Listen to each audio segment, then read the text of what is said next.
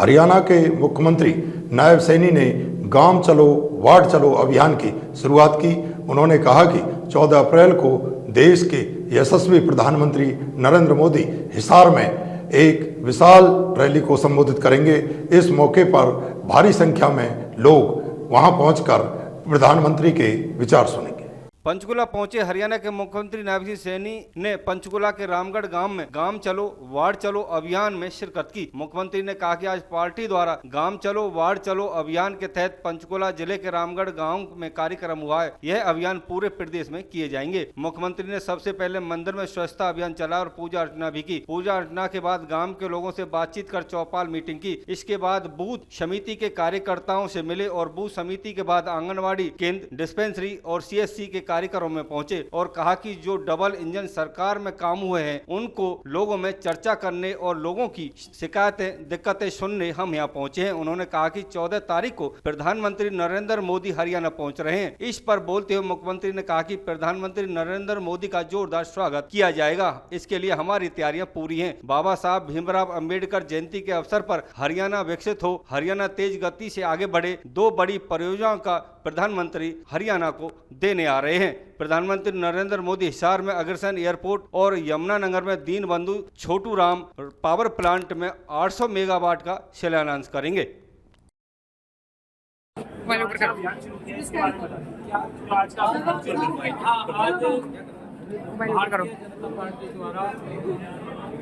गांव चलो वार्ड चलो अभियान के निमित्त आज मुझे पंचकुला जिले के रामगढ़ गांव में आने का मौका मिला है।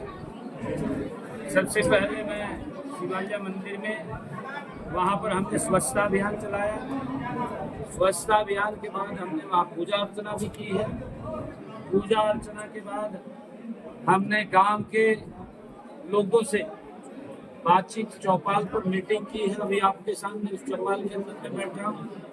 और इसके बाद हम यहाँ के हमारे जो बूथ समिति के कार्यकर्ता हैं, कार्यकर्ताओं से मिलने का हमारा कार्यक्रम है।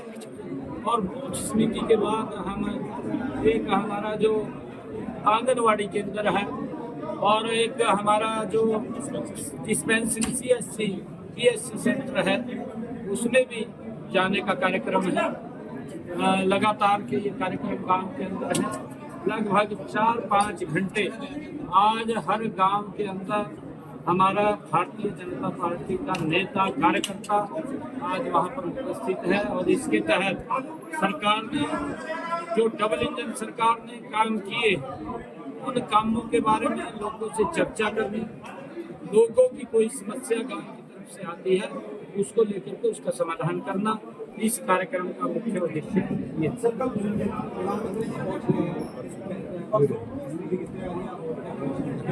हमारी जबरदस्त तैयारियां हैं। आदरणीय प्रधानमंत्री जी का जोरदार स्वागत हरियाणा की इस ऐतिहासिक पवित्र भूमि के ऊपर हम करेंगे, क्योंकि ये हरियाणा हरि की भूमि है।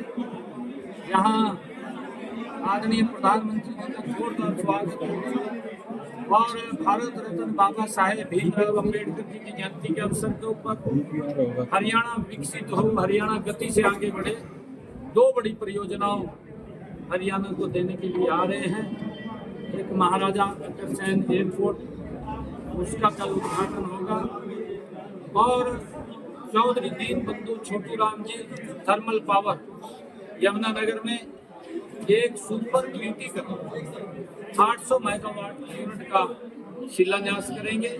आने वाले समय में उसका बड़ा लाभ दोनों का हरियाणा के लोगों को मिलेगा और हरियाणा भी उस विकसित भारत में एक मजबूती से आगे बढ़ेगा। आदरणीय प्रधानमंत्री जी के सपने को पूरा करना। मैंने कहा था इसमें कोई राजनीति का विषय नहीं। हमारी दिनेश फोगाट क्योंकि उस वक्त वहाँ के नॉर्म थे, उस नॉर्म के अनुसार ही, क्योंकि वो अंतर्राष्ट्रीय स्तर का मामला था और उस मामले के अंदर दिनेश फोगाट को भी मालूम है, ऐसा नहीं है, उनको भी मालूम है। परंतु हमने कहा था कि हमारी बेटी है दिनेश फोगाट, हम उसके सम्मान को कम नहीं रहने देंगे। अगर उसको उसमें दुख हुआ है क्योंकि हमारी वो हीरो है और हमने कहा था कि हम उसके सम्मान को बरकरार रखेंगे।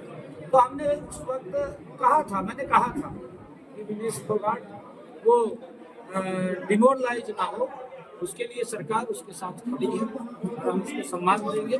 और सम्मान हमने कहा है हम देंगे, कोई ऐसी बात नहीं। आज वो विधायक बनी है, सरकार ने पूछा है क्योंकि उसमें कई चीज़ें होती है।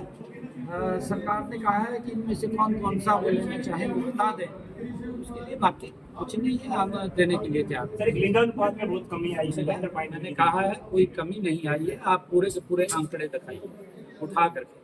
कमी 2014 से पहले थी, 2014 के बाद हमने गति से उसके ऊपर काम किया है। आदरणीय मोदी जी ने जो बेटी बचाओ बेटी पढ़ाओ का अभियान इस पवित्र भूमि से छेड़ा था, उस अभियान के कारण लाखों बेटियों को जीवन मिला है।